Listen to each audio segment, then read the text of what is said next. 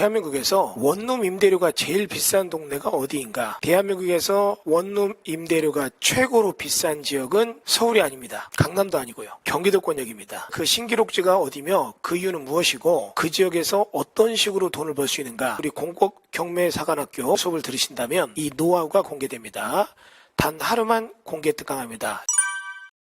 를 기다리는 건 아니고 제가 조금 재밌는 영상, 아주 의미 있는 영상을 하나 좀 틀어드릴 테니까 이거 좀 보고 끝나는 대로 시작할까요? 가장 치열한 토론, 당신의 생각을 깨우는 독후감입니다. 반갑습니다. 오늘은 그 페이팔 공동 창업자 피터 틸의 유명한 저서죠. 제로투원을 놓고 한번 이야기 나눠보겠습니다. 이 책에서 가장 좀 논쟁적인 부분이랄까요? 바로 경제는 패자의 것이다. 독점하라는 주장인데요. 과연 이 독점 추구가 스타트업 성공과 혁신을 위한 뭐랄까 필수 전략일까요? 아니면 좀 위험한 생각일까요? 저는 이 독점이 진정한 혁신, 그러니까 세상에 없던 가치를 만드는 0에서 1을 가능하게 하는 핵심 동력이다. 이런 입장입니다. 안녕하세요. 네, 저는 피터 틸의 주장이 상당히 흥미롭다고 생각을 하는데요.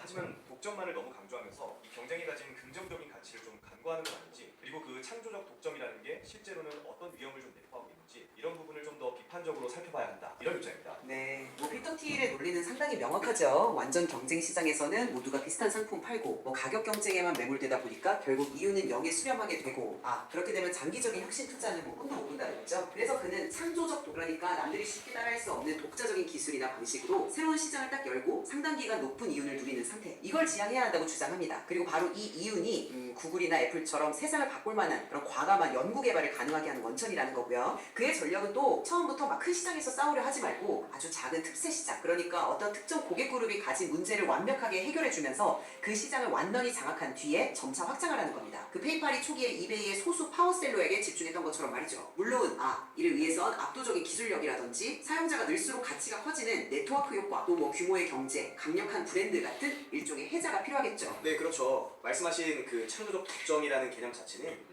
상당히 매력적으로 들릴 수는 있습니다. 하지만 현실에서 독점이라는 게 글쎄요, 이게 필연적으로 좀 부작용을 낳기 마련 아닌가요? 경쟁이 사라지면 기업은 현실에 안주하고 혁신을 게을리할 수도 있는 거고, 또 시장 지배력을 남용해서 가격을 올린다거나 신규 경쟁자의 진입을 막아서 결국 소비자에게 피해를 줄 수도 있고, 최근에 빅테크 기업들의 반독점 소송들이 바로 이런 우려를 잘 보여주는 사례라고 할 수 있겠죠. 그리고 10배 뛰어난 기술이라는 것도 이게 현실적으로 얼마나 많은 스타트업이 달성할 수 있을까요? 어쩌면 이건 좀 독점을 정당화하기 위한 수사적인 표현에 가깝지 않나, 저는 좀 그런 생각도 듭니다. 또 그 틸이 다소 낮게 평가하는 기존 기술을 개선하고 확장하는 것, 그러니까 1에서 N으로의 발전, 이런 수평적 진보 역시 경제성장이나 우리 삶의 질 향상에 매우 중요한 역할을 하는데요. 이 부분을 너무 경시하는 경향이 있는 것 같아요. 글쎄요, 독점의 잠재적 폐해 가능성 자체는 저도 인정합니다. 하지만 혁신의 관점에서 보면 어떨까요? 그 경쟁 압력 속에서는 당장 눈앞의 생존이나 작은 개선 이런 거에 집중하기 쉽잖아요. 반면에 독점을 통해 확보한 막대한 이윤하고 안정적인 시장 지위는 기업이 좀 실패 위험을 감수하고서라도 10년, 20년을 내다보는 그런 장기적이고 근본적인 혁신, 그러니까 0에서 1을 만드는 수직적 진보에 투자할 여력을 만들어준다고 저는 봅니다. 예를 들어 구글의 자율주행 기술 개발이라든지 스페이스X의 로켓 재활용 같은 그런 과감한 도전들, 이게 그런 예가 아닐까요? 경쟁 환경이었다면 과연 이런 투자가 가능했을까? 좀 의문이 들거든요. 네, 흥미로운 지적이긴 한데요. 근데 저는 오히려 좀 반대로 생각합니다. 과연 그렇게 안정적인 독점 기업이 스스로 혁신할 강력한 동기를 계속 가질 수 있을까요? 오히려 끊임없는 경쟁 압력이야말로 기업이 도태되지 않기 위해서 기술을 개발하고 생산성을 높이고 또 소비자의 요구에 더 귀 기울이게 만드는 가장 확실한 동력이 아닐까요? 역사적으로 봐도 독점 기업이 혁신적인 경쟁자의 등장을 막거나 아예 인수를 통해서 위협을 제거하려는 사례는 꽤 많았습니다. 독점 이윤이 혁신에 투자될 수도 있겠지만 그냥 기득권을 지키는 데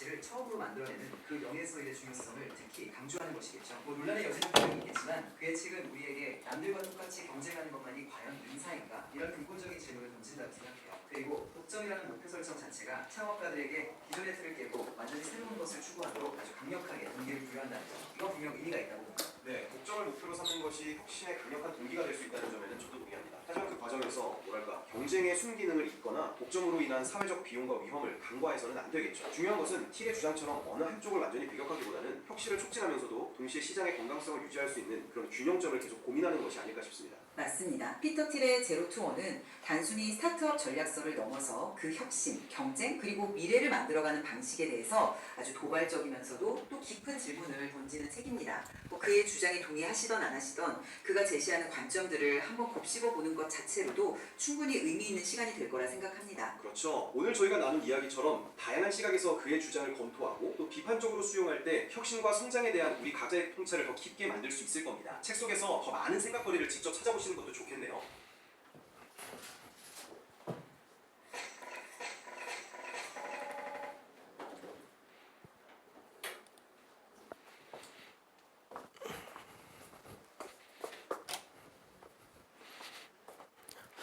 여러분 중에 50% 이상은 무슨 인지 잘 모르실 거예요. 그리고 나머지 50%도 알 듯한데 모르는 얘기도 있었을 거고요. 근데 이제 여기서 굉장히 논의되고 있는 단어가 나오죠. 그게 무슨 얘기인지 딱 와닿으셨어요? 독점이란 개념이에요. 근데 독점에서 또 재밌는 형용사가 붙었죠.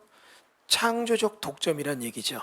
그래서 기업은 남들이 못하는 것을 내가 독점하고 있을 때 커갈 수 있다. 독점이 사회적 윤리랑 부딪히지 않느냐 막 이런 걸 논쟁하는데, 이제 어쨌거나 창조적 독점, 남들 못하는 걸 내가 혼자 만들어서 독점한다 이런 얘기하는 거거든요. 제가 이제 얼마 전에 그 기술적인 얘기 듣다 깜짝 놀란 게 있는데, 요거 지구예요. 여러분들 자율주행이라는 얘기 나오죠?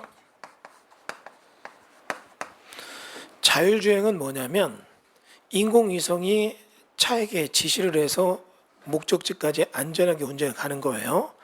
지금은 반자율주행은 있죠. 저도 쓰니까 앞차의 거리를 대고 고속도로나 국도에서는 가다쓰다 해서 가요. 그런데 목적지 입력해서 가는 건 아직까지 상상도 못하고 있죠. 그러면 이런 자율주행에 대해서 굉장히 유명한 미국의 경제적 성공한 실력가가 지금 추진을 하고 있는데, 지금의 이 자율주행은 불가능하대요. 왜냐하면 인공위성이 이런 식으로 있는데 필요한 내용의 정보 데이터를 얻어서 쏴서 차까지 보내는 시간이 있어요. 요 오가는 시간 안에 차는 10초만 지나면 엄청난 거리를 이동하고 인지를 못한 상태에서 대형 사고가 터지죠. 그러면 이거를 막기 위해서 인공위성을 여기다 두면 이때는 주고받고가 거의 0.1초 사이에 되기 때문에 사고가 안 난대요. 문제는 이렇게 낮게 띄우면 커버되는 게 어때요? 좁아져요. 여러분, 제가 좀 전에 슬리퍼 신고 왔다가 지금 키높이 구두를 신고 왔습니다. 강의할 때 키높이 구두를 신는 이유가 있어요. 이걸 안 신으면 조는 분이 잘 안 보여요. 근데 이거 신으면 딱 3cm 때문에 다 보여요. 그리고 저는 성격이 아주 못돼서 제가 얘기할 때 자는 사람 그냥 두지 않습니다. 굉장히 평생에 남을 기억을 가져갈 수도 있으니까 졸지 않는 게 좋을 것 같습니다. 미리 말씀드려요. 예. 그러면 이런 식으로 됐다면 굉장히 많은 뭐를 띄워야 돼요? 인공위성을 띄워야 돼요. 그럼 이런 인공위성 하나 띄울 때 비용이 엄청나거든요.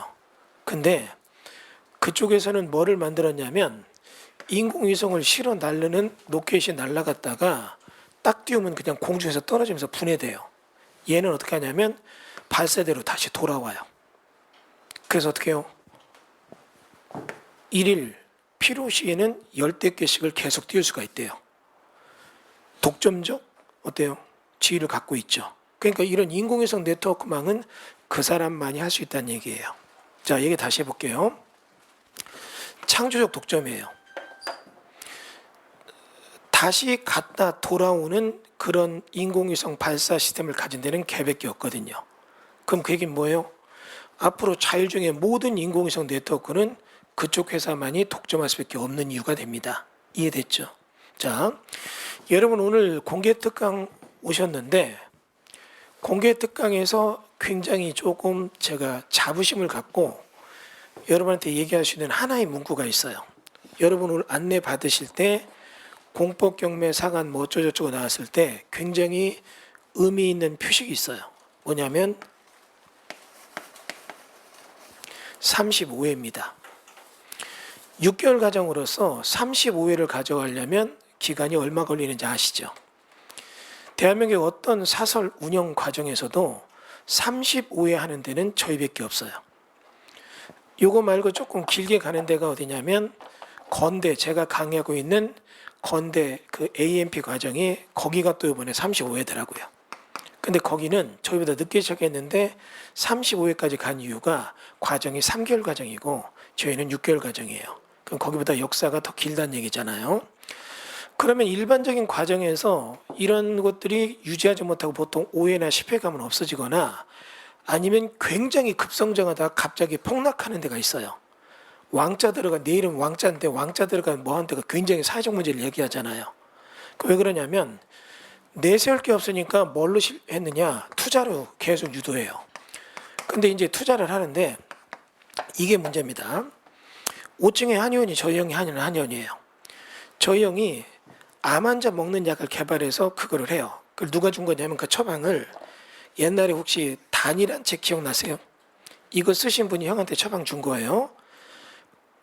왕 직속의 궁중 의사였어요. 그분은 이제 한의사는 아니지만 그게 있어서 그분 밑에서 형이 한 2년을 배워가지고 처방을 배워온 게 한 80개가 돼요. 근데 그 중에 한 60개는 못 쓴대요. 왜 못 쓰느냐? 처방이 죽은 게 아니라 그런 약재를 이제 못 구한대요. 그 약재 쓰면 구속돼요. 동물보호 저쩌고 해가지고. 그럼 나머지 약재 중에서 이걸 갖고도 암 환자를 먹이면 암 환자가 암이 낫는 게 아니라 암이랑 같이 살아요. 그리고 암세포가 지긋지긋해서 더 못 살겠다 죽어요. 이 사람이 암보다 더 오래 살아요.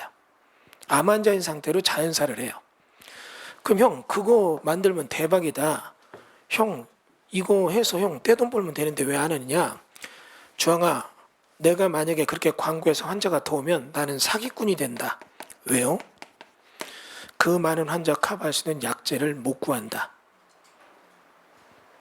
굉장히 의미 있는 얘기예요. 단시간에 너무나 급성장했던 그런 교육과정은 투자주로 간 거고 그들에게 전달해줄 지식의 체계가 미비했던 거예요. 그러나 저희 쪽은 창조적 독점이라는 개념에서 제가 얘기할 게 뭐냐면 대한민국 경매에 대한 얘기가 부동산 경매인데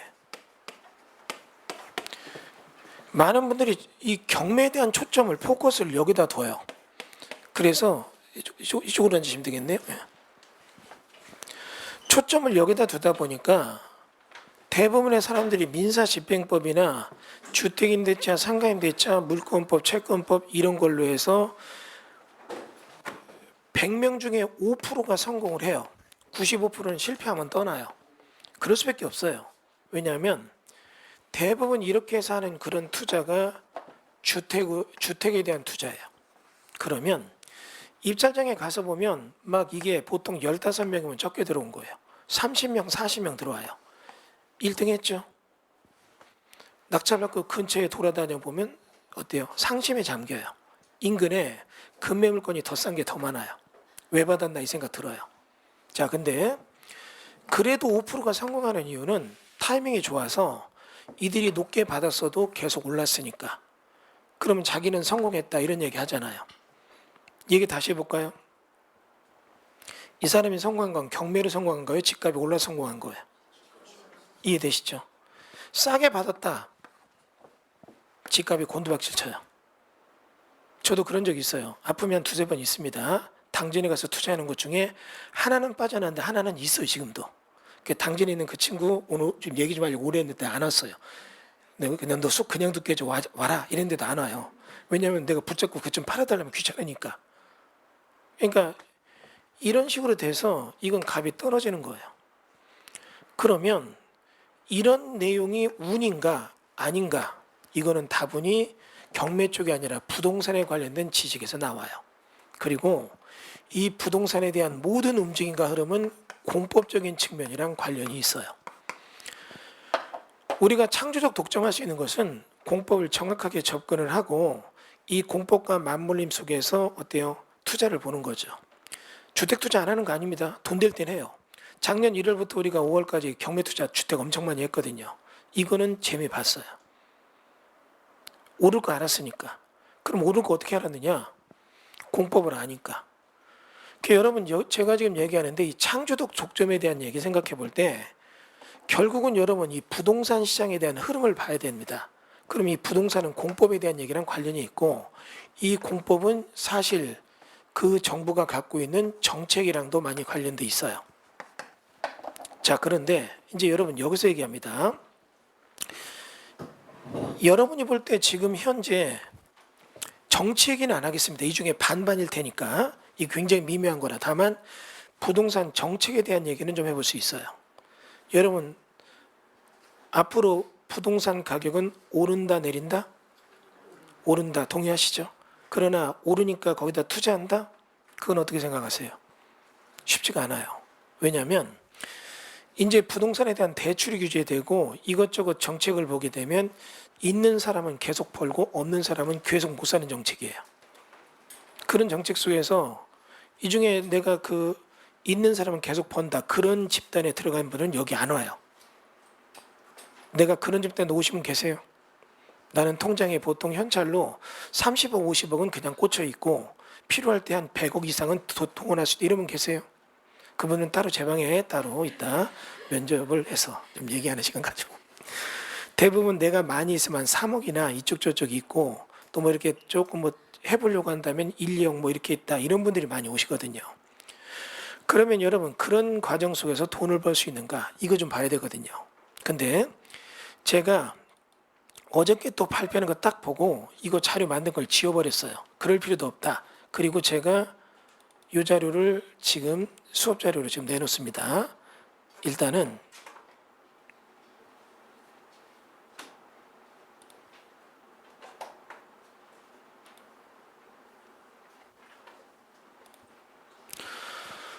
이제 이게 왜 안 나가죠?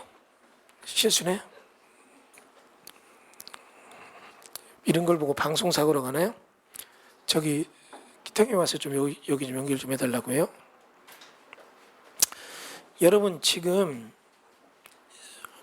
현 정부가 이재명 정부 들어왔잖아요. 그러면 그 전에 있었던 정부 윤석열, 그 전에 문재인, 그 다음이 누구? 그 다음에 박근혜, MB, 다음에 노무현 이렇게 나오는데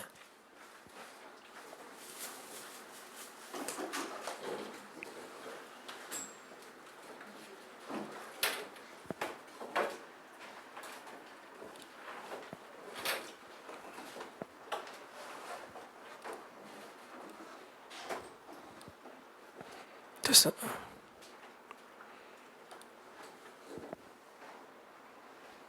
이렇게 가면 안 가잖아. 이거는 가지만.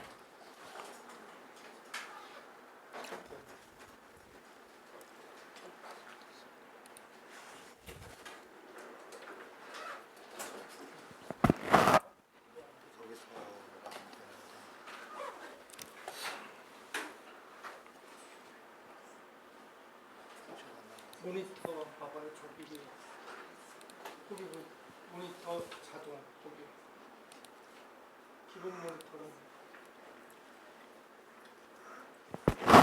됐네. 자, 이것도 교육 효과를 위해서 연출된 겁니다. 뭐냐면 아주 단순한 키 버튼 하나 누르면 해결될 걸 모르는 사람 입장에서 꽉 막혀 있잖아요. 여러분에게 이 키 버튼 하나 가르쳐 드릴 테니까 잘 들으시란 얘기예요. 예.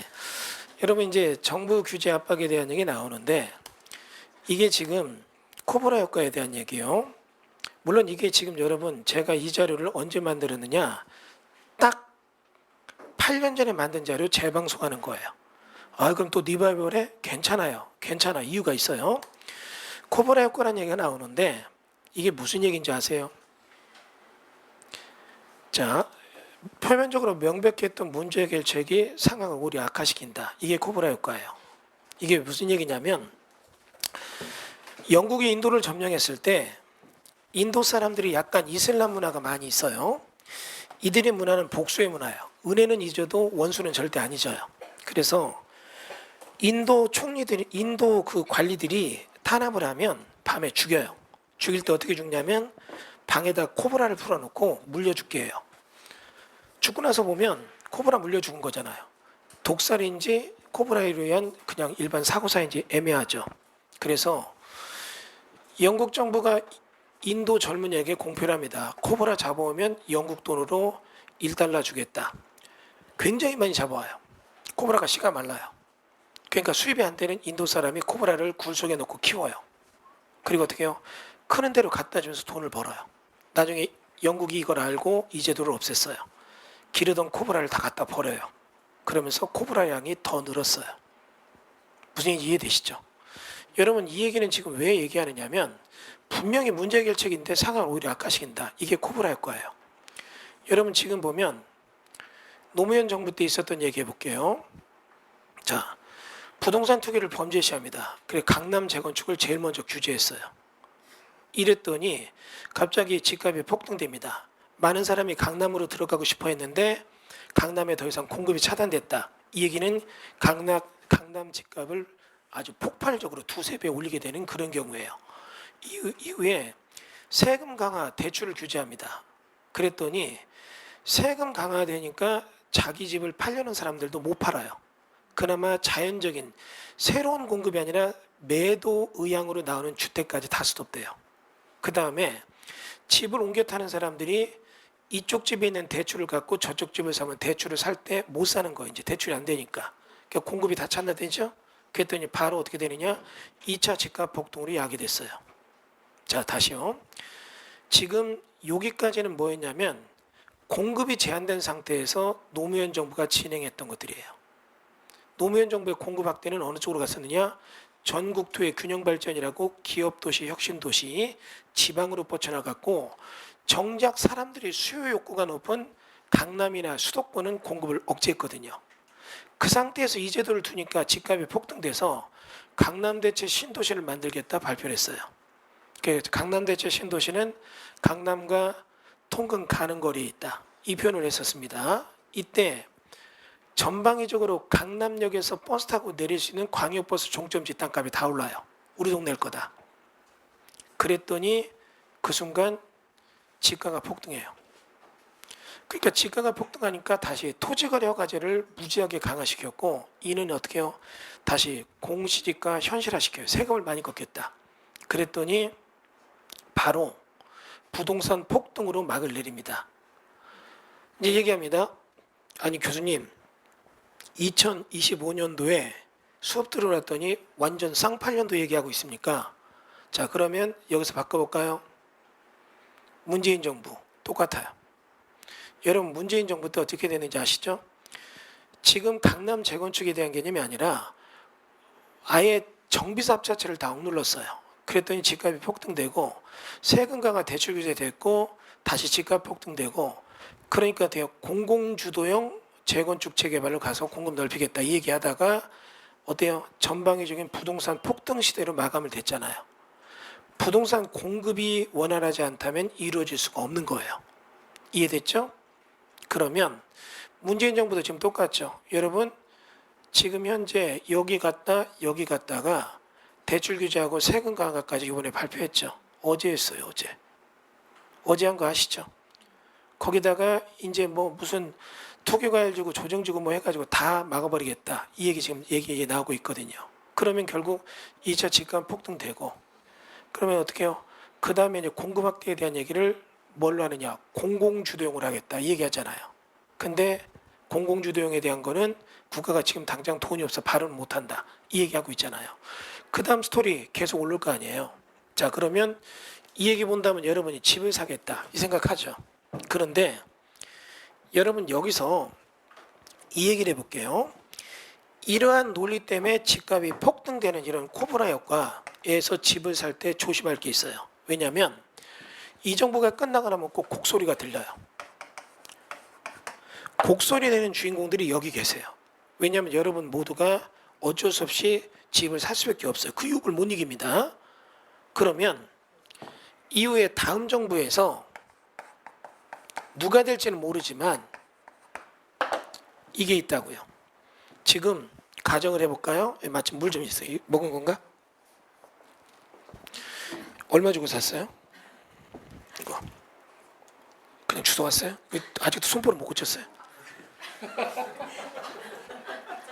1,000원? 예. 플라스틱이 싫어요. 깨끗한 물 주세요 해서 1,000원 주고 샀는데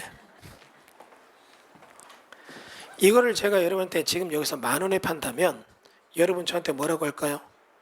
정신병자라고 해요. 아무도 안 삽니다. 그렇죠? 그런데 우리가 어디 산에 갔다가 임장 갔다 조난당해서 길이 끊겼어요. 이 상태에서 3일 동안 물을 못 먹고 있어요.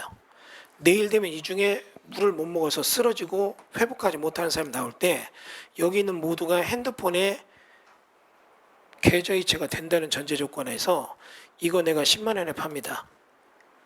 제일 먼저 돈 입금되는 분 드리겠습니다. 그러면 벌써 여러분 계좌 눌러요. 이게 왜 그러냐면 일반적인 수요 공급 법칙과 안 맞는 게 뭐냐? 생필품이에요. 필수품. 무슨 얘기냐면 일반적인 수요 공급 법칙에 대해서는 논리가 간단해요. 가격이 오르면 산다 안 산다? 안 산다. 가격이 내리면 산다 안 산다? 산다. 당연하잖아요. 그런데 필수품은 공급을 억제한 상태에서는 시간이 지나면 가격은 폭등의 조짐을 보여요. 이해되시죠? 자, 그 다음 얘기입니다.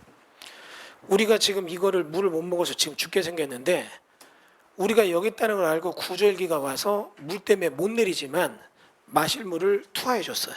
엄청나게 많은 생수가 널렸어요. 이 순간 요거는 어떻게 해요? 10만 원이 아니라 10,000원이 아니라 1,000원에도 누가 안 사요. 공짜물 먹으면 되니까. 공급이 확대된다. 요 표현이 딱 뜨는 순간 집값은 나락으로 떨어져요. 이해되죠? 그러니까 여러분들이 부동산 투자에 대한 일반적 논리는 이것만 알면 얘기는 쉬워져요. 한 분이 굉장히 좀 영향이 있는 분이 예비 사회과를 보냈는데 선생이더라고요. 부인 될 사람은 자기 딸은 은행원이에요. 두 분이 돈이 있는데 아파트 살까 말까 할 때 내가 딱 이거 그려줬어요. 지금 안 사면 2, 3년 뒤에 후회한다. 근데 지금 사면 5년 뒤에 내 욕한다. 이해되세요? 왜냐하면 올랐다가 내려오니까. 다만 그거를 네 돈으로 사서 네가 살겠다면 문제가 없다. 근데 이거 빚으로 사서 이자 낼 거면 생각 잘해라. 차라리 월세 사는 게 낫다. 그렇게 진단해 줬어요. 이게 여러분 부동산 시장의 내용 다예요. 무슨 얘기냐면 앞으로 대부분 여기 오신 분들이 어떤 초짜들의 기본 개념은 아파트값 어떻게 돼? 부동산 어떻게 되면 아파트값이에요. 집값 어떻게 돼? 이거거든요. 그러면 집값에 대한 스토리는 이걸로 딱 정리된 거예요. 이 정도 강의하고 끝 보내면 욕하겠죠. 제가 말한 건 창조적 독점이에요. 여러분이 이런 거를 읽는 법을 알고 그리고 이에 맞는 투자에 대한 시기나 장소 어느 시기에 투자해야 되고 장소는 어디가 될 것이며 그리고 그 두 가지를 가지고서 선택한다면 이 사람들은 부동산 투자에 대한 성공을 하는 거예요. 그런데 제가 항상 얘기합니다. 장소에 대한 거는 항상 얘기를 합니다. 뭐냐? 입지론이에요. 그 다음에 내가 선택을 할 때는 다시 여기에는 필지론이라는 게 숨은 그림으로 나와요. 물론 이 중에 제 수업을 듣는 분들은 입지론과 필지론 다 아실 거예요. 근데 이제 처음 오신 분들이 이 중에 한 20명 정도 되시니까 질문 한번 해볼게요. 처음 오셨죠? 저 오늘 제 강의 처음 듣나요? 많이 입지론 필지론 들으셨죠? 저건 여기는 처음 오셨죠? 입지론 필지론 잘 모르시죠? 사전 질문 모셔왔으니까 이쪽에 되시면 이분 성격이 어때요? 농담하면 잘 받아야 막 수틀면 소리치고 난동 부리고 막 좀 잘 안 좋아요? 잘한다. 본인이 본인 성격 아시죠? 어때? 본인 성격이 농담하면 잘 받아요. 수틀림 막 소리치고 난동거리고 막 이렇게 막 뒤끝 장렬해서 막 인터넷에 글 쓰고 막 전자입니다. 잘 받아요. 예. 지금 죄송하지만 결혼 어떠시게? 자제분 있어요? 예, 자제분 아드님 따님 다 있어요. 그러면 만약에 이제 따님이 결혼할 사익감이 이제 중심으로 두 군데가 들어왔어요. 한 명은 보니까 서울대 법대 나와서 우리나라 최고 로펌에 가 있대요. 연봉도 한 10억 된대요. 예, 근데 아버지가 중풍으로 누워 있고 엄마가 치매래요. 밑으로 남동생이 넷, 여동생이 다섯인데 다 가르쳐야 된대요. 하나 더. 아버지가 사업해서 망해서 이제 중풍으로 쓰러졌는데 보증서 갖고 빚도 80억 갚아야 된대요. 자, 이런 사이 어떠세요? 좀 생각해야 돼요. 또 한 명은 딱 보니까 애가 머리 빡빡고 눈도 풀렸어요. 얘는 뭐냐니까 중학교 중퇴래요. 그 지금 병원에서 치료 중이래요. 뭐 이런 애가 다니 했더니 어떻게 요즘 중학교 중퇴가 있냐 했더니 집이 돈이 많아서 중학교 때 유학 보냈더니 미국에서 중학교 고등학교 다니고 대학 다니다가 마약해서 추방당했대요. 마약 치료 중이래요.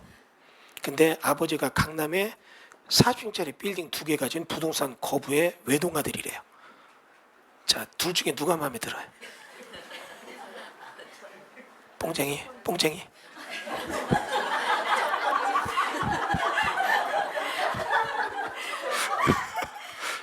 싫어요. 그거죠. 그다음에 빌딩 있는 사람은 싫고 이쪽 80억 빚 갚고 밑에 9명 가르치고 아니 그거 말고 그 전자에 있어. 그 전자가 그 변호사가 아버지 중풍 어머니 치매 남동생 넷 여동생 다섯 거기 80억 보증서 그 갚아야 된다고 걔가 거기로 가요? 시집 가요? 어려워요. 첫 번째 그 남자가 부동산으로 본다면 필지로는 좋은 거예요. 해당 필지는. 그러나 입지론이 안 좋은 거예요. 이 땅에는 음식점도 짓고 여기다 뭐 병원도 짓고 다 짓는데 배경이 안 좋은 거예요. 근데 두 번째 남자는 입지로는 좋은 거예요. 근데 필지론이 안 좋은 거예요. 예를 들면 이런 거 있죠. GTX 개통되는 도보 5분 거리. 맞아요. 입지 좋죠.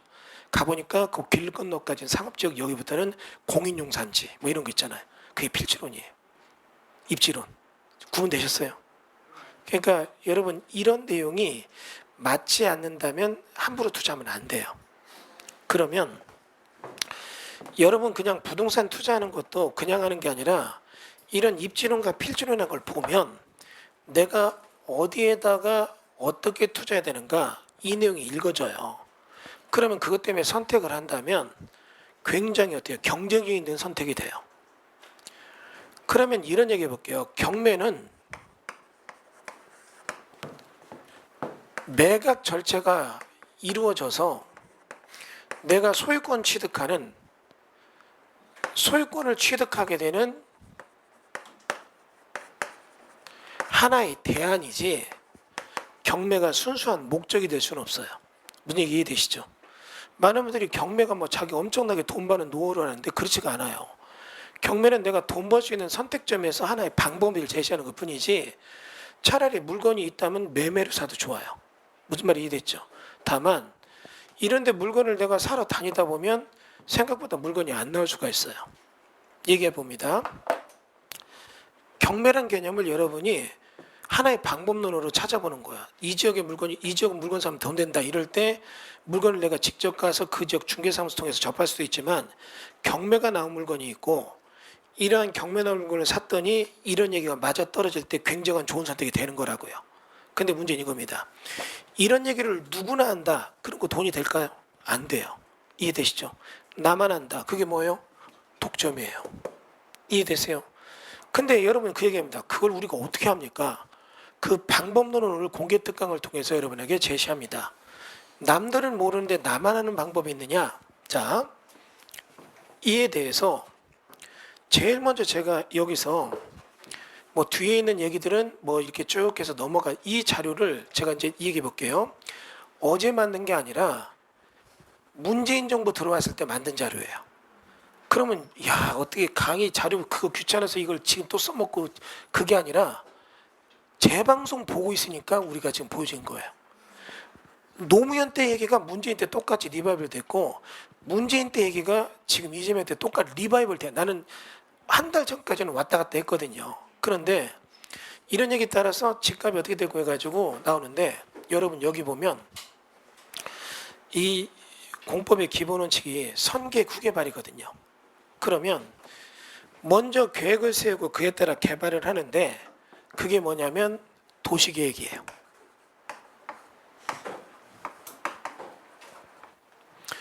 그 다음은 여러분한테 제가 얘기했잖아요. 무슨 얘기를 했냐면 대한민국에서 원룸값이 제일 비싼 지역이 어디냐 그거 얘기해서 광고했잖아요. 많은 분들이 강남 아니냐 뭐 송파 아니냐 어디다 이러는데 용인의 원삼이에요. 원룸 같은 데 80이라고 해서 광고에서 가보면 110 정도 해요. 그리고 조금 넓은 원룸 같은 거는 150 해요. 근데 원룸의 건축물 대장을 때 보면 기숙사로 되어 있어요. 그러면 그 허벌판에 이게 도대체 웬일인가 이 얘기가 나오는데 여러분 공법의 기본 원칙 선계획 후개발 먼저 계획을 세우고 그에 따라 개발을 한다 이게 나오는데 그러면 여기서 계획을 누가 세우느냐 이거를 도시가 세운다고 해서 저게 도시계획이에요. 이 중에 제 수업 들은 분들은 입 다물 계시고요. 처음 오신 분요. 여기 앞에 그냥 두 분 처음 오셨죠? 자 여쭤볼게요. 강남 어딘지 아시죠? 모르세요? 아 몰라요. 많이 힘드시죠? 많이 삶이 힘드실 것 같은데 고통에 익숙해지는 게 더 빠를지도 강남 아시죠? 강남은 도시계획일 때 도시에 들어온다 도시가 아니다? 강남 지금 이 생각하시 두 분 다? 강남이 도시가 아니면 어디가 도시일까? 그 생각 들죠? 근데 저게 도시면 또 저렇게 물어볼 리는 없다 이런 눈치도 들죠? 입을 굳게 다물고 버티시죠 지금. 그리고 두 분 중에 한 분이 생각해요 지금. 아이씨 괜히 앞에 앉아갖고 봉변 당한. 강남은 도시이다. 그럴 수 있죠. 그러나 여러분 도시계획의 도시란 개념은 선 계획에 따라 그에 따라 후 개발될 때 계획 없는 개발은 난개발이라 계획 세워서 개발하자. 그럼 계획을 누군가 세워야 되잖아요. 그 계획을 수립하는 주체를 도시라고 해요. 그러면 수립 주체를 도시라고 할 때 도시를 누구로 정했냐면 특광시군으로 정합니다. 그러니까 서울특별시가 도시고 강남은 수립대상 지역이에요. 그러면 특광시군이 도시가 되고 이런 도시가 자기들 지역에 장기발전 종합계획을 세우는 걸 뭐라고 해요? 도시기본계획이라고 합니다. 자 그러면 여기 지금 제가 뭐 평택이 집값 내려간 것도 이미 예견돼 있었어요. 여러분 지금 다른 데 말고 평택은 집값 허덕이고 있죠. 수도권 집값 낮아도 평택은 허덕이는 이유가 있어요. 왜냐하면 여기 인구계획이랑 이거 맞춰보면 다 나와요. 평택은 그때 한동안 고도 국제신도시에 삼성 들어온다. 땅 가지고 분양받은 기업이 분양하면 아파트 분양권 다 나갔어요. 피가 1억 붙었다. 입주할 때 되니까 어떻게 해요? 마이너스 1억 붙고 그랬거든요. 거기다가 삼성이 착착착 치는데도 요즘 약간 슬럼프가 있죠. 그 순간에 또 갑자기 곤두박질 칩니다. 공급이 너무 많아서 그래요. 그럼 공급량이 많은 게 이미 기본계획에 나와요. 이런 거 사람들이 도해를 못한 거죠. 그러나 여러분 이 평택에 대한 얘기에 뭐 어쩌고 나오는데 이런 얘기는 지금 빼고 예를 보여줄게요. 용인시 기본계획 나오는데 용인시 기본계획에 대한 얘기는 이 중에 여러분한테 제가 숫자 하나만 보여드릴게요. 처인 중심권형 공업용 5070 나오죠. 이거 여긴 그만 보고 용인시 도시기본계획이 나오죠. 이걸 잠깐 보도록 할까요?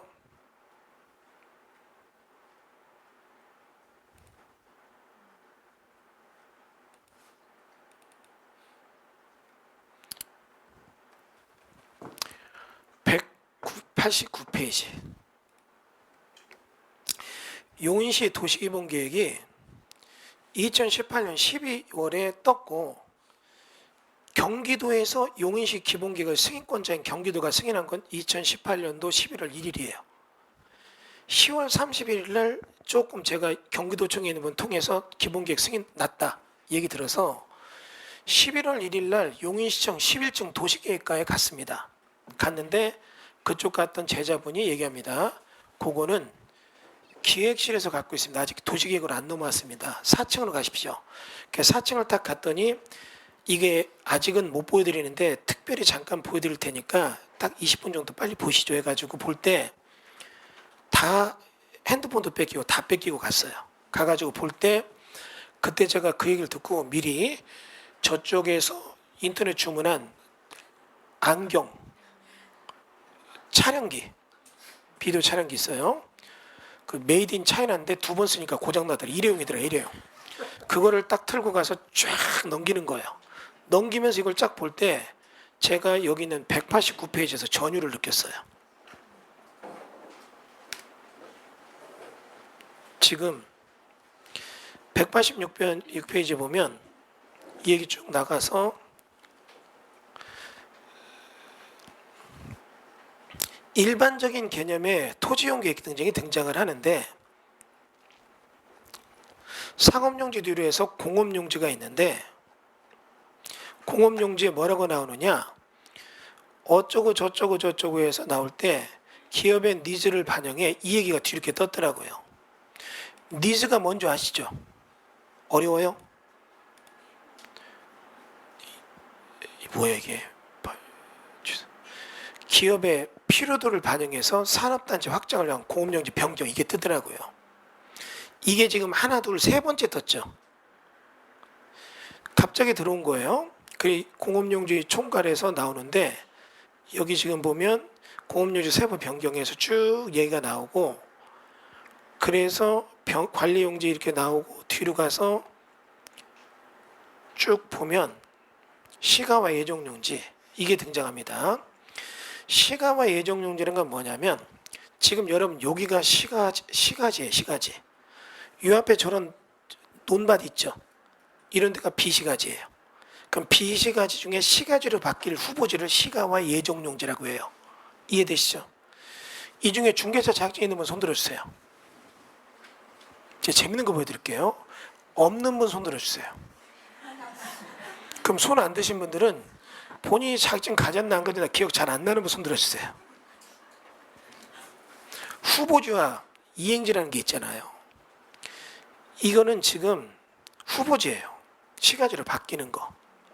그러면 이런 데가 있는데 예정용지가 쭉 떠서 여기 나올 때 지금 여러분 여기서도 지금 숫자 잘 보세요. 기정 4개가 기본계획 요번에 나오기 이전에가 예정용지가 21인데 30일로 늘었죠. 양적 팽창이 있다는 얘기예요. 근데 주거용이 19점인데 12로 줄었죠. 요거 수치 변한 거 잘 보이죠? 이게 뭘 뜻하는지 아세요? 주거지 공급은 줄이겠다는 얘기예요. 근데 상업용은 1.2에서 1.9로 늘었죠. 그러면 1.에서 1.9로 늘었다는 건 상업용이 는다는 얘기잖아요.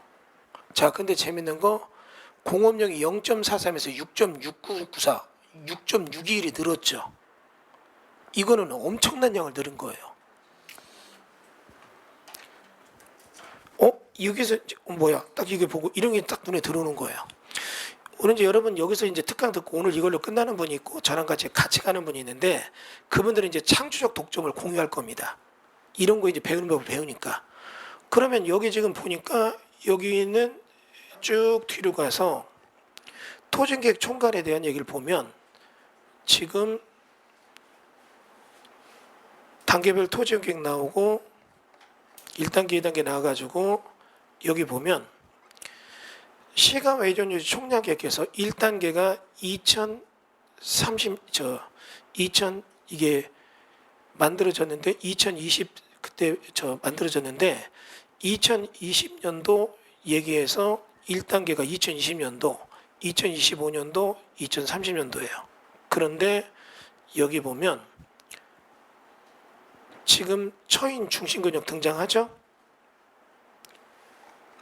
예정용지 총계가 있는데 한 번에 볼 수 있게 될까요? 총계가 31.923 근데 처인 중심근역에 주거용 9 이렇게 나오고 상업용인데 5408이 총인데 그게 2018년도 기본계획에서 2020년도까지 132만 평에 이게 132만 평을 시가지로 바꾼대요. 여러분 얘기 다시 해볼게요. 천천히. 2018년도에 용인시 기본계획에서 2020년도 딱 2년 앞두고 132만 평을 공업적으로 시가지로 내놓겠다고요. 문제 이해되죠? 얘기 바꿔볼게요. 오늘 저희가 접수된 인원이 28명이었어요. 물론 비가 오니까 몇 분 안 왔지만 이 인원이 오셨잖아요. 만약에 오늘 여기 우리가 예약을 받았더니 오겠다는 인원이 한 150명 됐다면 제가 어떻게 했을까요? 여기서 그냥 하고 의자 놓고 했을까요? 대관을 하죠. 그럼 대관할 때 우리 직원한테 어떻게 시킬까요? 100명 온다는 장소를 대관할까요? 150명 넉넉히 앉을 수 있는 장소를 대관할까요? 150명. 그 정도 대관 오늘 하려면 그런 대로 돈 100만 원 나가요. 자, 제가 돈이 남아들어서 100만 원 거기다 쓸까요? 아니면 어떻게 해요? 150명 온다는 얘기가 있었으니까 거길 빌렸을까요? 지금 무슨 이해되시죠?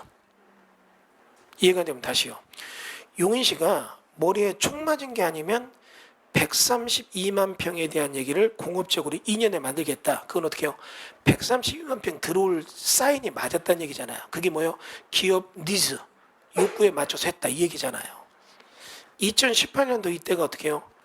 11월 1일이었어요. 오자마자 기본계획 발표가 12월에 났고 오자마자 이때 가장 이슈가 SK 하이닉스가 어디로 들어오냐 이게 관건이었거든요. 이때 제가 이유 불문 SK 하이닉스는 무조건 용인의 원삼에 들어온다 자신했어요. 이거 봤으니까. 이거를 광고 딱 했더니 갑자기 두 군데서 연락이 왔어요. 한 분은 해남 분에 있는 해남대 가주머니 있어요.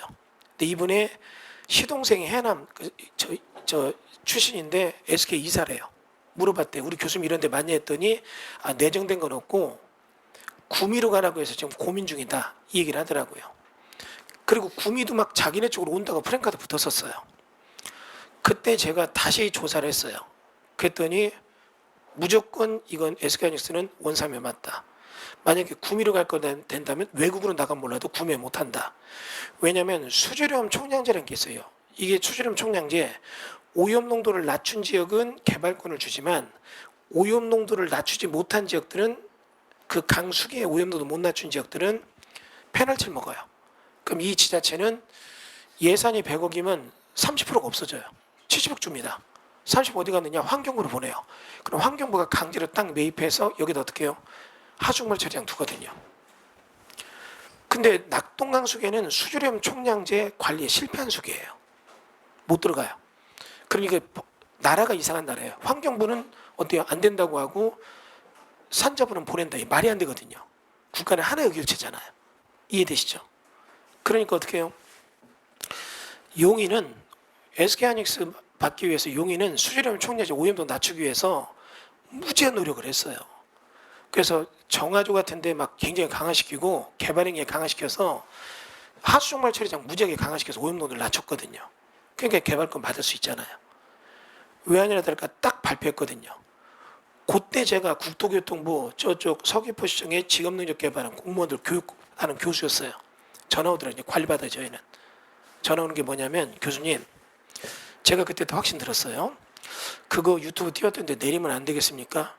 우리랑 교수님이랑 관련은 없지만 괜히 그거 나중에 글로 발표내면 우리까지 욕먹고 문제 많습니다. 고속도로 잘못 내니까 공무원 족자고 네가 했지 해가지고 자살했잖아요. 이번에요. 나 자살하면 안 되잖아요. 거기서도 날 케어하니까 이제. 그래서 어떻게 해요? 그냥 하지 마시오서 일단 제가 내렸었어요. 근데 그때 딱 지나서 발표를 했고 그때 유튜브 봤던 분들이 전화 온 게 뭐냐면 교수님이 그래서 거기 땅 사면 30에서 50만 원에다 사면 된다고 했는데 유튜브 보고 가니까 거짓말이다. 뭐가 거짓말입니까? 30에서 50짜리가 어디 있습니까? 100 미만은 없습니다. 이랬거든요. 딱 한 달 사이에 땅값이 두세 배 뛴 거예요. 이런 것들이 뭐냐? 기본계획에 대한 스토리죠. 그래서 이 내용에 맞춰가지고 용인이라고 하는 데가 지금 굉장히 SK하이닉스 된 데가 뜨고 있어요. 여기 잠깐 볼까요? 예. 지도상 보게 된다면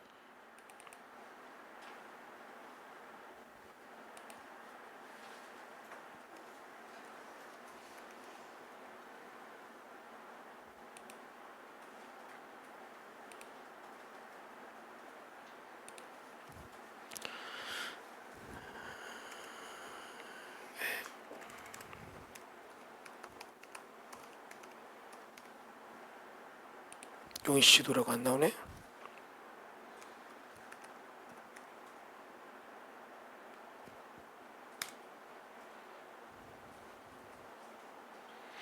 여러분 여기가 용인시 처인구인데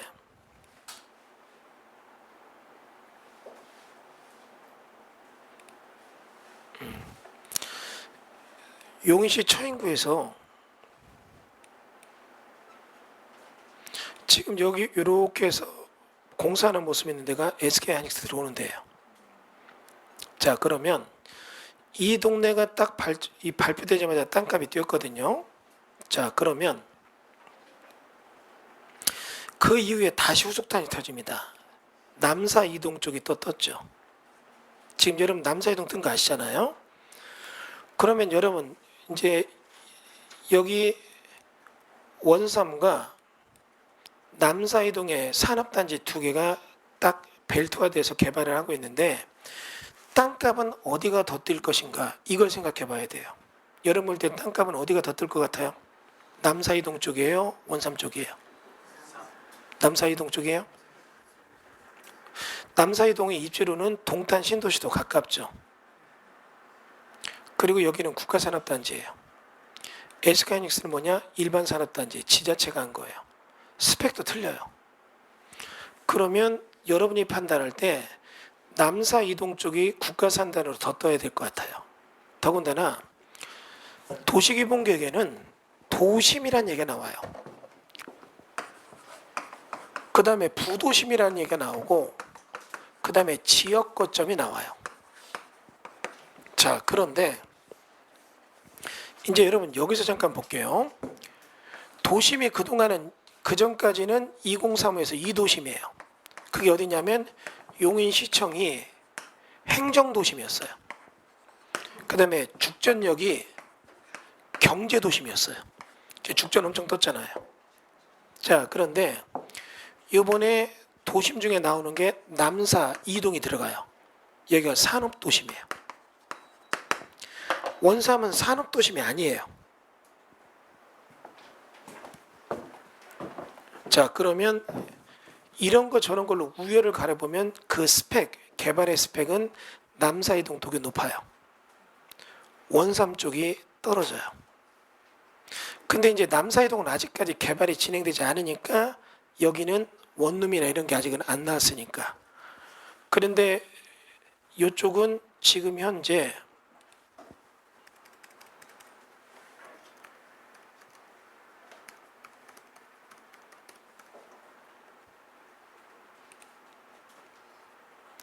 이게 원삼초등학교 있는 데거든요. 그리고 이쪽이 지금 개발해내라고 수용해서 까놓고 있죠. 거리를 보게 된다면 원래 여기 있던 거리가 안 나오죠. 왜냐하면 여기서 딱 보게 되면 이게 지금 산업단지 개발해서 펜스 쳐졌으니까. 그리고 엄청나게 많은 사람들이 지금 이게 산업 인부들이 들어와야 되는데 숙소가 없다 보니까 이쪽으로 그냥 레귤러 주택이니까 뭐 해가지고 조립주택 하나만 딱 놓으면 1년 안에 그 설치비가 다 나온대요. 숙소가 없으니까. 그렇게 해서 뜨고 있어요. 자, 그러면 여러분이 지금 볼 때 이제 이게 임시도로입니다. 양쪽에 산업단지 만들고 있고. 그리고 인근에 보면 허벌판이고 저기 보면 엄청나게 높은 것들이 서 있죠. 이 산업단지 짓고 있는 거예요. 엄청나게 많은 사람들이 여기를 지금 개발을 이렇게 인부들이 이렇게 들어가야 되는데 이들 근처에 숙소가 없으니까 짓기만 하면 숙소 내글러질 때 그냥 조립식으로 하나만 지면 원룸값이 다 나와요. 자, 그러면 나중에 남사이동도 여기다 짓게 될 때 이런 현상이 있겠죠. 자, 그러면 남사이동이랑 원삼이랑 종국적으로 어디가 더 오를 것인가 생각해 볼게요. 어디가 더 오를 것 같아요? 남사이동이 아니라 원삼이에요. 왜 그렇게 되느냐? 그거는 여기 다시 2040 이 5년 기본계획이 다시 나왔어요. 다시 볼게요. 일반적인 도시기본계획은 5년 단위로 타당성 검토를 하지만 지자체가 엄청난 비용을 드니까 일반적으로 10년 내지 20년 사이에 다시 한번 재수립을 해요. 근데 용인은 워낙 개발의 물결이 너무 크다 보니까 이것이 5년 만에 2040으로 또 나왔어요. 2035 뒤로 해서 2040이 지금 만들기 위해서 공청회를 한 거예요. 그런데 저는 이 공청회 자료를 딱 보고 나서 바로 판단해서 이러면 대박인데 이 부분이 나와요.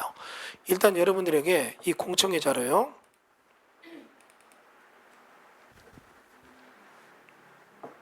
이게 크게는 못 가죠. 화면을 크게는 못 가나? 예? 이걸 더블 클릭해요? 이거를요? 이게 지금 현재 난개발 방지 도농 통합에서 미래 첨단 도시성으로 바뀐다. 그러니까 처인구는 농촌형 도시고 기흥구나 수지구는 도시형 도시였는데 그런 개념 이제 농촌이는 거 다 빼 미래 첨단 도시 만들겠다. 그래서 바꿔서 지금 이렇게 해서 2035까지 왔는데 공간구조 2040은 미래상가 도시공간 구조 제시에서 나오는데 이 뒤로 가서 보면 용인 중심 글로벌 선단을 반도체 메가클러스 구축한다. 이게 뭐냐면 남사 이동 쪽에 대한 얘기가 엄청나게 키우겠다. 이게 나와요. 그리고 뒤로 가서 보면 LG형 반도체 도성에서 구성, 기흥, 남사이동, 원삼까지 해서 이런 식으로 반도체 클러스로 개발한다. 여러분 여기도 일자리 창출 4만 명, 여기도 3만 8천 명. 막상막하예요.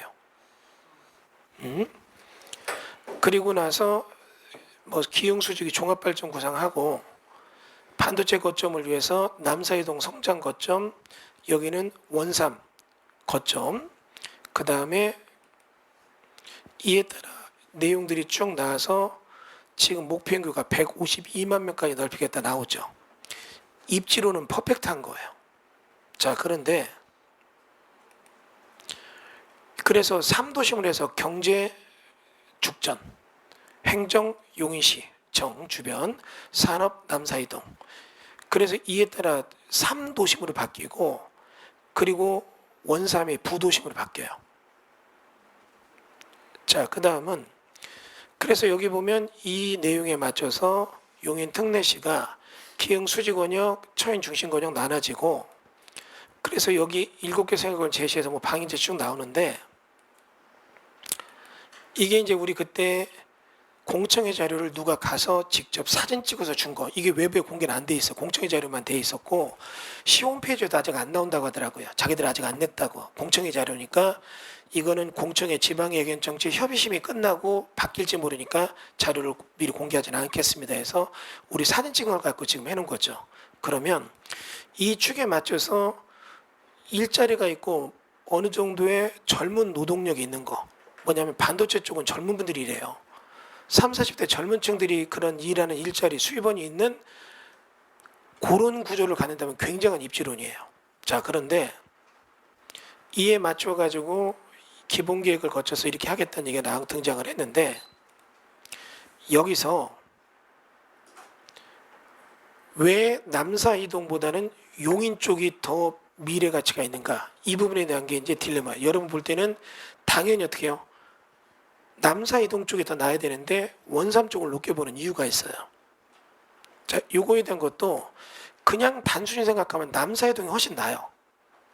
국가산업단지, 일반산업단지 차이가 안 나요 벌써.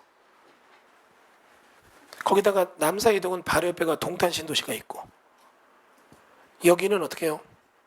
그 옆에가 다 가보면 다 농업진흥구역이에요. 외지. 예전에 처인구나 안성 쪽 나가보면 그쪽은 경기도라고 생각하면 안 된다. 이 소리까지 했었어요. 입지도 더 밀리는 건데 왜 앞으로 이쪽보단 이쪽인가? 이거 나오죠. 자, 이거는 시간이 딱 50분 됐으니까 우리 10분 좀 쉬었다 할까요? 예, 10분 쉬었다 하겠습니다. 이제 비가 좀 그치나요? 아침에 출발하실 때 비어가지고 올까 말까 망설이셨죠? 꼭 공기특강 할 때 이렇게 비 오더라고요.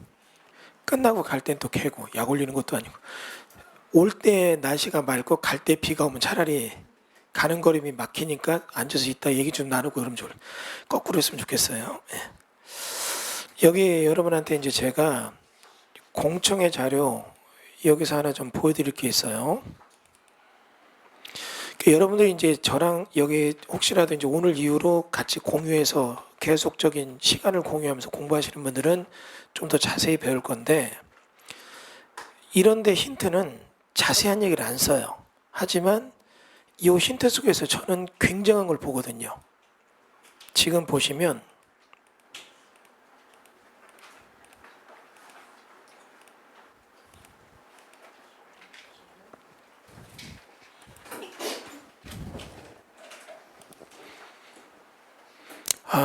조금 확대가 가능한지 볼까요?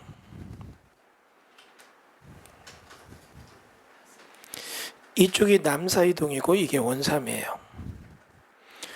여러분 이 힌트 속에서 아까 제가 마지막 1교시 마지막에 했던 얘기에 답이 있어요. 왜 원삼은 뜨고 남사이동은 약간 미흡한지 힌트 보이세요? 안 보이세요? 불을 꺼드릴까요? 보여요?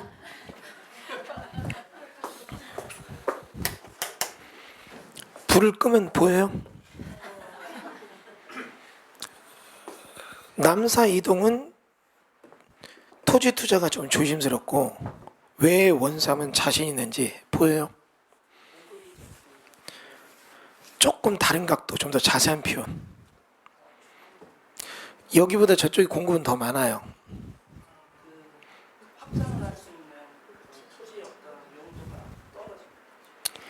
생명 아니죠.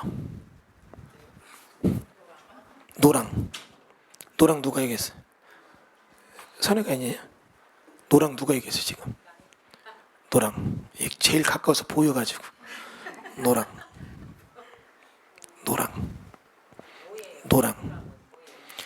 여기는 노란 게 없어요. 자 이제 설명을 드릴게요.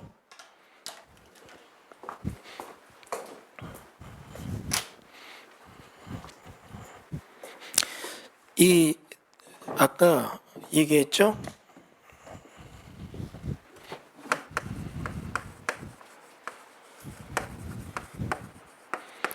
창조적 독점이라고 했잖아요. 공법에 대해서 힌트가 있거든요. 자, 잘 보세요. 부동산에 대해서 개발이 있다면 여러 개로 나눠져요. 입지적 개발, 평면적 개발 막 이렇게 나눠보면서 재밌는 게 나오는데 여기서는 뭐가 나오냐면 공개발과 사개발이 나와요. 뭐 이 중에도 연결돼서 아는 사람이 있는지 없는지 모르겠지만 한 명의 개인이 얘기합니다. 2018년도 이때 19년도 이때 제가 이걸 얘기를 하고 나서 1월이니까 저기 투자를 했더니 강남 저기 있는 그 해당 있어요. 그 친구가 막 블로그에다 깠어요. 이거 뭐 옛날에 투자하면 재미봐도 이제는 아니다. 지금 투자하면 늦었다. 그 얘기했거든요. 그래서 그때 와가지고 저한테 그 투자하는 거 뭐 이렇게 어쩌고 그러냐고 편한 대로 하시라고 했는데 나중에 와가지고 그 욕을 엄청 내. 그 새끼 알지도 못하는 떠들어가지고 막 얘기를 해요. 왜 욕하느냐? 그때 투자했으면 지금 3배 뛰었대요. 그때 하지 말라고 해서 그 얘기니까 안 된 거 후회한대요. 그럼 제가 왜 그 얘기를 하느냐? 여러분 여기서 보면 공개발이라는 게 있고 사개발이라는 게 있어요. 그럼 여쭤볼까요? 쭉 보면 새로 오신 분들 중에서 우리 세 번째 분이요. 공개발은 뭐고 사개발은 뭐죠? 오늘 처음 오셨죠? 어떻게 오셨어요? 여기 오실 때? 예, 문자 바꿔서 문자 갑자기 왔어요? 누군데 문자 갑자기 왔어요? 뭐 하세요? 아무나 막 보내지 않았는데 원래 할 일이 없어서 그냥 문자 이렇게 맞지만 왔어요. 문자 받고 부동산 쪽 일을 하세요? 그럼 여기 그냥 문자를 우리가 안 보냈을 텐데. 그래서 와서 예. 우리 두 분은 공개발은 뭐고 사개발은 뭐죠?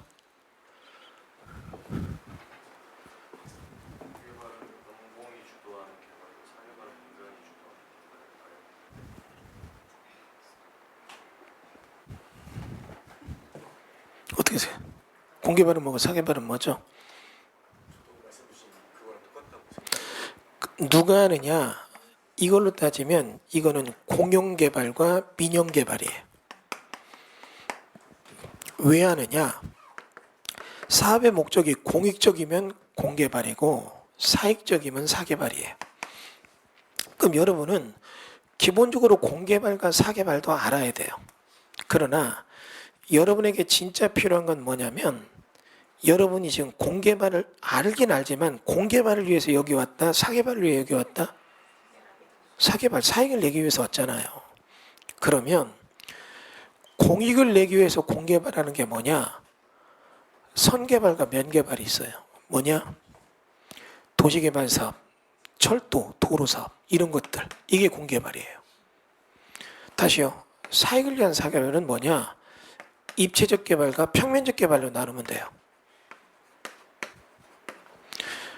평면적 개발이 뭐냐면 농지 전용, 산지 전용, 토지 형질 변경 이런 개발을 말해요. 입체적 개발이 뭐냐? 건축 허가, 공장 승인 이런 걸 말해요. 그런데 지금 두 개를 이렇게 나눠놓고 보면 여기가 남사 이동, 여기가 원삼이면 지금 이 지역을 개발하기 위해서 여기가 시가와 예정용지를 두는데 여기도 지금 개발하기 위한 시가와 예정용지를 두는데 여기는 도심이고 여기는 부도심이에요. 그런데 굉장히 의미심장한 얘기를 하겠습니다. 시가와 예정용지 부도심 원삼을 개발할 때는 그들이 쓸 수 있는 시가와 예정용지 배정을 100% 올인했어요. 올인이 무슨 얘기인지 아시죠? 다 한 거예요. 도박할 때 노름할 때 100만 원 올인, 난 돈 더 없어. 다 썼어. 이걸로 승부 낼 거야. 그럼 상대방은 100만 원 받고 그걸 끝내줘야 돼요. 그리고 이기면 다 먹고 지면 다 뺏기는 거죠. 올인이에요. 여기는 올인이지만 여기는 도심이 되다 보니까 신규 배정이 있어요. 어렵다면 다시요. 여기는 그들이 지정한 산업단지가 끝. 이거 말고 여기다 공개발할 수 있는 예정용지 배정이 된다 안 된다? 안 돼요. 무슨 말이 이해됐죠? 비교합니다. 남사 이동은 지금 앞에서 보니까 앞에서 그 노란 거 보고 또 주무시면 어떡합니까? 지금 주무신 거 아니에요? 지금 생각을 많이 하셨어요. 깊은 생각 많이 하셨어요. 여기 보시면 생각 없어요? 그냥 자다 보니까 깨면 여기고 또 자다 보면 또 가 있고 여기 보시면 불빛을 다시 한번 꺼볼까요? 이제 보이세요? 보이세요? 지금 이쪽은 노란색 배정이 없어요. 원래 있던 여기 기본에 있던 원삼초등학교 주변에 주거지역 외에는 배정이 없어요. 이쪽은 공업지역이 딱 들어서게 되면 여기도 공업지역 들어섰죠? 산업단지 들어왔습니다. 그러면 이러한 대규모 공개발은 여기 있는 노란색 기억하시죠? 자, 대규모 공개발은 바로 뭘 갖고 오냐면 보완제와 대체제를 가져와요. 보완제는 뭐냐? 이겁니다. 대규모 공개발 했다. 그러면 공개발에 필요한 보완 효과 나오는 게 뭐냐? 그러면 거기에 다시 2차 수요가 또 일어나요. 근데 대체제는 뭐냐? 대규모 공개발에 기존에 했던 담당을 싹 가져가 버리는 거예요. 여러분 이런 얘기 해볼까요? 제가 옛날에 중개사 강의할 때 대기업이 들어오면서 메가가 들어오고 해커스 애들 들어오면서 얘네들이 온라인 수업을 시작할 때 이쪽 강의 끝났다. 저 얼른 끝냈어요. 굉장히 빨랐죠. 한참 잘 나갈 때 딱 끝내니까 그게 몇 년도냐? 2010년도에요. 그때 막 중개사 강의 쪽 엄청 이름 날리다 딱 그만뒀어요. 왜 그만두냐고. 억대음 봉제였는데 그때 지금 하는 사람들 지금도 그거 계속해요. 실업자예요. 중개사 강사들. 온라인 쪽에서 다 하니까 일반적인 강사들이 오프라인 공간이 일할 자리가 없어지잖아요. 중개사 강의가 대체제가 된 거예요. 온라인과 오프라인이. 대체제는 뺏어가요. 자, 그런데 보완제는 그게 커지면 주변에 그게 연달아 2차 수요를 유발하는 게 보완제예요. 무슨 말이 이해되죠? 그럼 여러분 여기 여쭤볼게요. 여기에 지금 38,000명, 4만 명이 근무를 해요. 이들이 출퇴근할 때 인근에 주택이 있어야 되잖아요. 비교해 볼게요. 이쪽은 첫 번째. 자, 주택 공급에 대한 얘기가 나중에 도심에 대한 얘기로 여기다 대규모 택지 개발도 들어와요. 공청회 자료 보니까 2040에 나와요. 거기다가 차 타고 10분 거리면 뭐가 있어요? 동탄 신도시가 있어요. 무슨 말이 이해됐죠? 충분히 출퇴근 가는 거리에 주택 공급이 엄청나게 이루어져요. 근데 나중에 여러분 보세요. 결이 이런 식으로 해서 산이 많아요. 이렇게 안 돼 있어요. 산이 이렇게 돼 있어요. 도로망인 개통이 쉽지가 않아요. 그럼 이런 상태에서 지금 이쪽에 사는 사람들이 출퇴근하려면 이쪽으로 간다. 쉽지 않거든요. 용인 쪽으로 간다. 거기도 쉽지 않거든요. 35,000명이 근무한다면 그들에게 추가 주택 공급이 병행돼야 되는데 주택 공급을 다량으로 해서는 공개발 사업을 집어넣을 수가 없다고요. 무슨 말이 이해됐죠? 논리가 딱 맞잖아요. 그러니까 결국 어때요? 이쪽 주변에는 주택 공급이 지금 굉장한 니즈가 올라오기 시작해요. 기업 욕구에 맞게 SK하이닉스 일반 산업단지 지정했지만 거기 근무하는 사람의 주거지로서 선호도가 높아져요. 근처에는 주택이 통근 가는 거리도 없고 두 번째 다량 공급의 주택도 없죠. 그럼 결국 이거 공개발이 못하면 누가 해야 돼요? 사개발해야 돼요. 이쪽 대규모 택지 개발 사업하고 기존의 군소 시가지가 계속 공급된다고요. 무슨 말이 이해됐죠? 그럼 이런 대규모 공개발로 이루어지는 데를 사개발로 전원주택지 몇 개 지었다. 이런 것들이 어때요? 독점적 지위를 가질까요? 못 가질까요? 못 가져요. 이해되시죠? 결국은 주택 수요는 높긴 높은데 여기는 그거랑 밸런스를 맞춰서 같이 가는 거예요. 공개발이. 그리고 인근의 동탄 신도시나 오산부터 시작해서 다량 주택 공급이 굉장히 지금 저가로 아파트가 집값 안 오는 사람 공급량이 많아요. 이해됐죠? 30분 이내 통근 가는 거리에 이게 어떻게 해요? 공급량이 확보되어 있다고요. 여기는 인원이 3만 명 넘게 출퇴근하면 도로는 주차장이 돼요. 이해되죠? 그러면 이쪽은 어떻게 해요? 엄청난 사개발이 뭐를 가져오겠다는 얘기예요. 무슨 말이 이해됐죠? 그들이 이 주변은 어떻게 해요? 수요 욕구로 다 채울 거란 얘기예요. 그래서 땅값이 뛰는 거예요. 더군다나 이 중에 여러분 성장 관리 방안 계획구역 나오죠.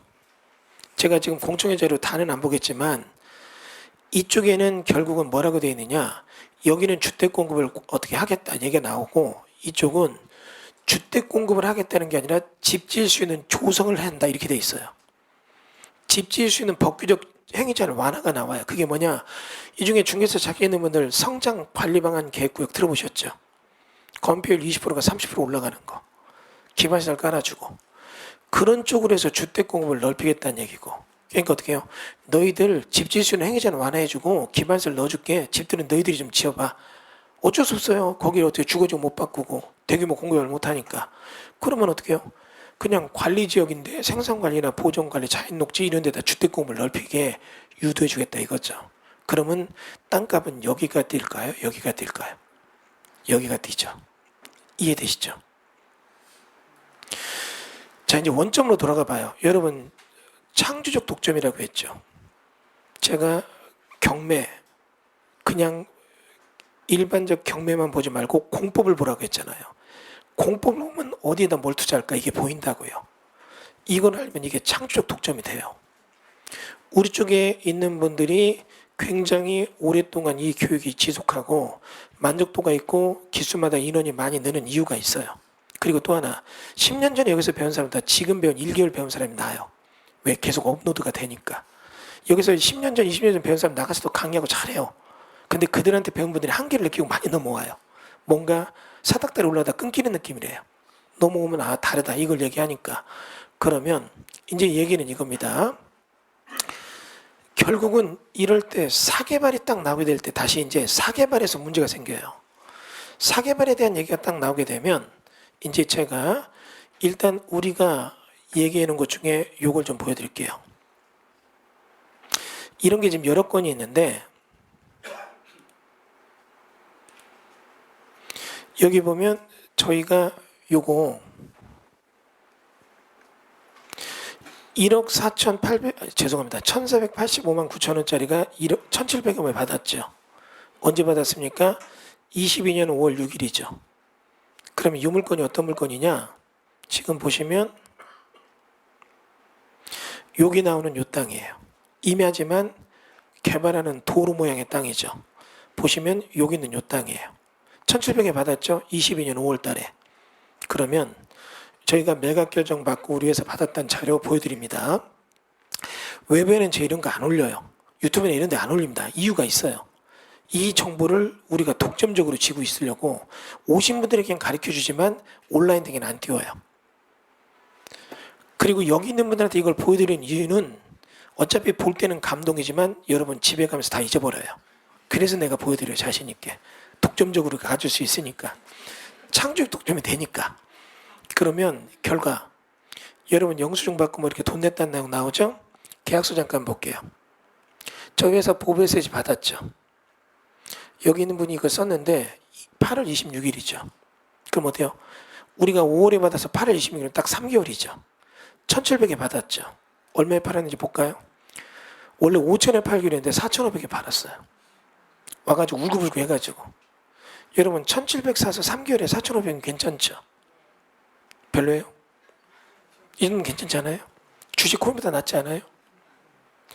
더 보여드릴 수도 있어요. 많아요. 근데 오늘 수업 내용에 하나의 예를 보여주는 거예요. 이 자리가 입지론이 좋은 게 아니라 이건 필지론의 승리예요.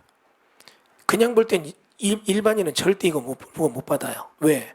여러분 지금 보시는 것처럼 이 물건 그냥 가보면 임야인데 잘라줘서 도로 포장돼 있어요. 못 받죠. 이 중에 이제 오늘 여기서 우리랑 뜻을 같이 하고 나 공부하겠다, 등록하겠다 이런 분들은 등록한데도 좀 이따 하실 거예요. 등록하신 분들은 저 공개발에 입체적 개발, 평면적 개발에 대한 개발행위 조건, 그런 개발행위에 대한 토지 분할 이런 거 이제 배워요. 그럼 토지가 분할되고 저기를 전원주택지로 개발하려면 여기다 또 사도개설허가라는 걸 배워요. 그럼 인허가 받고 나면 얘들이 이런 사도개설허가 받고 토지분할 개발행위 허가 받고 입체적인 건축허가 받고 그러면 여기서 공통적인 단어가 있죠? 건축허가, 개발행위 허가, 사도개설 허가 받았잖아요. 그럼 3개의 허가를 받으면 다시 어떻게 해요? 공사를 할 때 착공신고가 또 들어가요. 그리고 이게 다 되면 사용승인을 받아요. 그러면 이때부터 사도개설 사용승인 준공, 토지 준공, 건축 준공 떨어져요. 그럼 건물을 쓸 수 있다고요. 그런데 문제는 저기가 매각되는 단계에서 이 사도를 분양받는 사람이 여러 명이니까 이 사람이 요거를 분양받고 어쩌고 저쩌고 하다 보니까 이 지문도 생기는 거예요. 근데 이 사람은 이 땅을 중간에 여기까지 잘라서 사도 준공이 먼저 되니까 이 땅을 팔고 떠났어요. 무슨 말인지 이해되죠? 그러면 이 땅은 이 사람이 산 사람이 같이 샀어요. 근데 아직까지 이쪽 잘라진 여기는 개발이 안 돼 있었어요. 그럼 내가 원 분양자예요. 자, 천천히 감정이입해 보세요. 내가 원 분양자고 여기 계신 분이 이 땅을 사신 거예요. 본인은 여기 사도 지분도 사잖아요. 무슨 말인지 이해됐죠? 안 되면 안 된다고 하세요. 되세요? 근데 본인은 여기까지만 일단 딱 해서 준공이 떨어지니까 이 땅을 요 분한테 팔았어요. 사시는 분은 요 땅과 요 사도지부만 사면 돼요. 갔어요. 본인은 갔어요. 여긴 이거 사셨고. 근데 나중에 여기 죽는다면 나는 여기도 사도집은 2평 줄 게 있다고요. 그럼 나는 팔았습니다 하고 안 받아요? 아니면 그래도 받을 건 받아요? 받죠. 이거 이해됐어요? 됐어요? 그러면 본인은 이거 받았는데 이 땅 팔면서 양도세가 한 1억 나왔어요. 1억이 아니 1,000만 원 나왔어요. 내기가 싫어요. 안 냈어요. 그러면 이 땅이 압류부동산 공매 나와요. 이해됐죠? 그걸 내가 받은 거예요. 내가 딱 받아서 등기를 옮겨놨어요. 내 앞으로. 이해됐죠? 자, 여기까지 이해 안 되는 분 손 들어주세요. 이해는 안 되는데 분위기 때문에 손 못 드는 분 손 들어주세요. 기존 수강생들 말고 처음 오신 분들이 지금 이거 이해가 돼요? 잠깐요. 누군가 손들기를 기도하는 분 손 들어주세요. 있어요? 맞아요. 잠깐 절 보세요.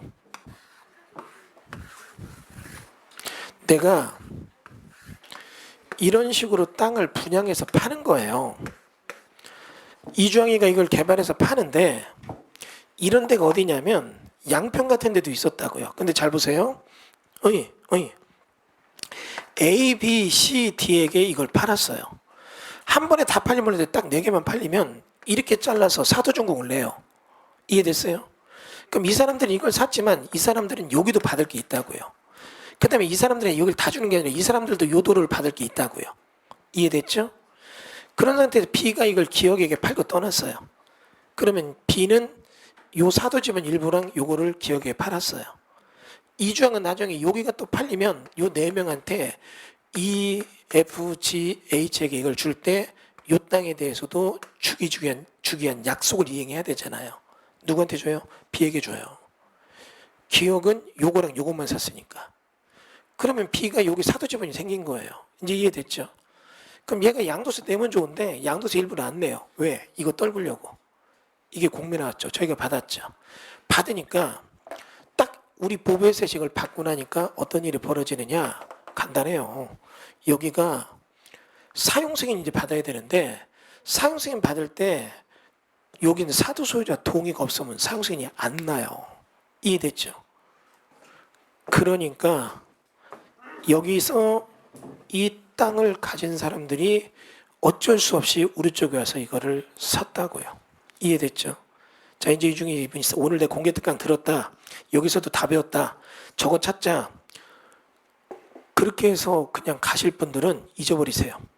이런 거 받으면 다 되는 게 아니에요. 케이스로 나눠보니까 조합의 변수에 따라 14가지 사유가 있는데 14가지 중에 8가지는 그냥 받으면 땅 뚫려버려요. 덕 쌓는 게 돼요. 내가 받은 사도가 그냥 다 개발해도 아무 소리 못한다고요. 그것도 나쁘진 않아요. 왜? 남을 위해서 내가 희생한 게 되니까 크리스찬들 입장에서는 이게 이웃을 위해서 선을 행한 거고 불교적인 윤회론 자선이 잘 돼요. 덕을 쌓은 거니까. 그러나 경제적으로는 도움이 안 돼요. 근데 이런 식으로 해서 이게 어떻게 수익 모델이 되는 거예요. 자, 그러면 여러분 이제 여기서 이제 본론으로 들어갑니다. 창조적 독점이라고 했잖아요. 지금 우리 보시는 것처럼 우리가 아까 원산면에 엄청나게 토지 시장이 좋아질 거다 얘기했잖아요. 아마 싹쓸이 시장이 될 거예요. 그러면 이런 데 토지 투자하려면 지금 돈이 엄청 들거든요. 그죠? 자, 그런데 저희가 투자한 모습의 땅들의 모습은 이런 거라고요. 지금 저희가 1,400짜리가 980, 660 떨어져서 900만 원에 받았죠. 우리 회사 비전이 받았어요. 자, 어떤 땅을 받았느냐? 127평 중에 14평 받았어요. 지금 보시면 여기는 요 땅이에요. 요 땅에 여길 받았어요. 지금 항공사진 보면 여기는 요 땅이에요. 자, 그러면 지도 보면 도로죠. 똑같죠. 근데 이 땅은 지목이 뭐로 돼 있어요? 농지죠. 이해되세요? 여기 지금 보시면 요 땅을 저희가 받은 거예요. 근데 요 땅에 우리가 받은 게 요 땅이고 이쪽으로 길을 터냈는데 지금 요쪽으로 해서 여기가 개발하려고 하는 땅이에요. 이해가 되면 다시요. 언제 받았느냐? 8월 27일 날 받았어요. 700 정도 되는 거를 200 정도 더 주고 받았죠. 그러면 저희가 이렇게 해서 여기 올라가서 보면 요 땅 있죠.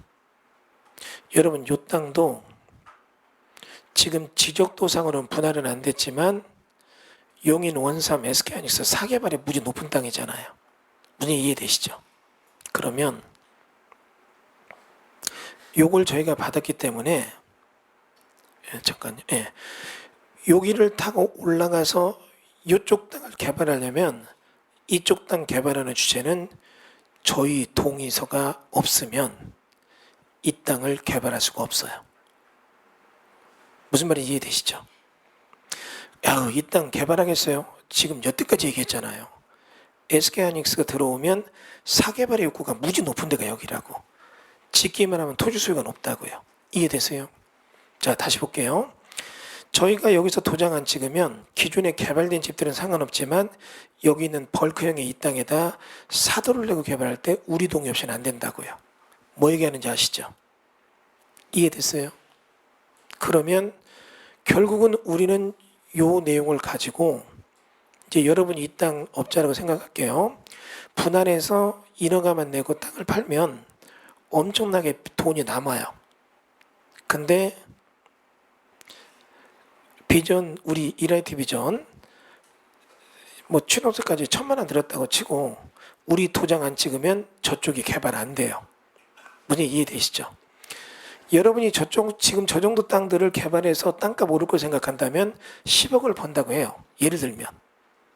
무슨 이해되시죠?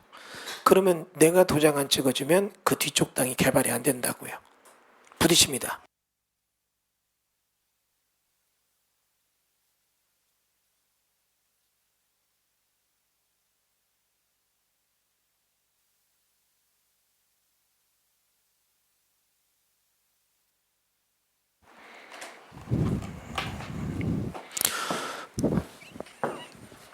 자, 이제 얼마 안 남았으니까 다시 정리해 드릴게요.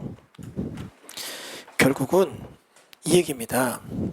여러분 만약에 여러분에게 처음으로 돌아가서 1400짜리가 980, 690 이렇게 떨어져 있는 상태에서 이거 받으라고 하면 여러분 1,000만 원 투자는 못할 겁니다. 모두가 아는 것은 돈이 안 된다고 했죠. 남들이 모르는데 나만 안다 이건 돈이 된다고 했죠. 근데 여러분이 지금 이 논리 공부한 거 쭉 따라와요. 지금 아까 1교시부터 한 얘기 쭉 따라보면 입지론에 대한 얘기는 완벽하죠. 완벽하잖아요. 지금 원삼. 근데 여기에 보면 전원주택 수요 이런 주택 수요가 늘 수밖에 없잖아요. 근데 이런 주택 수요 늘 때 4개발의 한계가 있어요. 이런 부분. 그럼 이런 한계의 틈새에 따라서 우리가 이거를 선점했다면 이쪽 땅에 벌크형으로 개발할 때는 도로가 따고 들어갈 게 이 자리인데 사도를 따고 들어가서 여기를 다시 전원주택으로 이렇게 나눠서 분양하려면 우리 동의 없이 못한다고요. 아까 1700짜리가 4500 팔렸잖아요. 3개월 만에.